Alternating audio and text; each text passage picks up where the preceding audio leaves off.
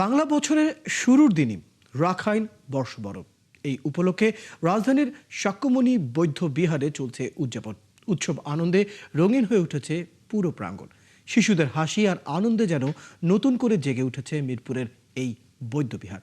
ধর্মীয় আচার আর জল খেলার মধ্য দিয়ে সকলে মিলে বরণ করে নেয় রাখাইন নববর্ষ ১৩৮৮। বিস্তারিত মাইনুল মারুফের প্রতিবেদনে। পানির ছিটায় ভিজে যাচ্ছে কারো মুখ, কারো জামা, কিন্তু তাতে নেই কোনো বিরক্তি, বরং আছে উচ্ছ্বাস। শিশুদের দৌড়ঝাঁপ, হাসি আর আনন্দে মিরপুরের শাক্যমণি বৌদ্ধবিহার প্রাঙ্গণ যেন এক টুকরো উৎসবের রাজ্য। জল খেলার এই মুহূর্তেই নতুন বছরকে বরণ করে নেয় রাখাইন সম্প্রদায়। জল দিয়ে খেলি আর পানি খেলা আর আনন্দ। ঢাকায় যারা আসছি পরিবার থেকে দূরে, তারাও যে ঢাকায় এটা সেলিব্রেট করার সুযোগ পাচ্ছি, খুবই ভালো লাগছে।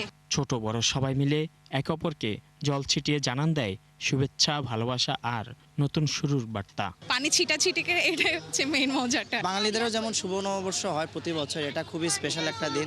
আমরা খুব ভালোভাবে আনন্দ করে কাটাই, আমরা এভাবে কাটাই। তবে এই উৎসব শুধু আনন্দেই সীমাবদ্ধ নয়, একই সঙ্গে এটি ধর্মীয় আচার ও সংস্কৃতির এক গভীর বন্ধন। নতুন বছরের শুরুতে ভক্তরা গ্রহণ করেন পঞ্চশীল, শান্তি, সংযম আর নৈতিক জীবনের অঙ্গীকারে তারা এগিয়ে যান নতুন দিনের দিকে।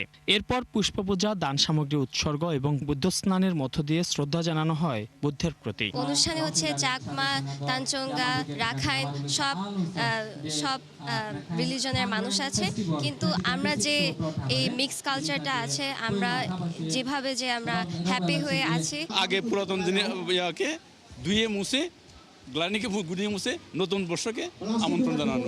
এতদিন অপেক্ষা করে আছি এই দিনের জন্য, আনন্দিত আমরা।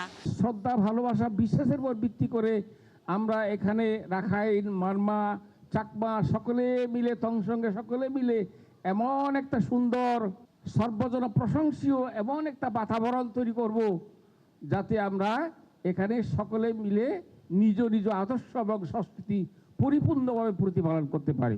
ধীরে ধীরে উৎসবের রং বদলায়, গানের সুর, নৃত্যের ছন্দে মুখরিত হয় পুরো প্রাঙ্গণ। সংস্কৃতি আর ঐতিহ্যের এই মেলবন্ধনে নতুন বছরকে বরণ করে নেয় রাখাইন সম্প্রদায়। যে সমস্ত পরিবার ঢাকায় থেকে যায়, আমরা বুদ্ধিস্ট ওয়েলফেয়ার অ্যাসোসিয়েশন থেকে আমরা চেষ্টা করি যে এই দিনটা যেন তারা ঢাকায় থাকলেও তাদের নিজেদের গ্রামের মতো, গ্রামের আমেজে তারা যেন অনুষ্ঠানটা উদযাপন করতে পারে। আয়োজকদের মতে এই উৎসব শুধু নববর্ষ নয়, এটি শান্তি, সম্প্রীতি আর একসাথে থাকার এক সুন্দর উপলক্ষ। মাইনুল মারুফ, ৭১, ঢাকা।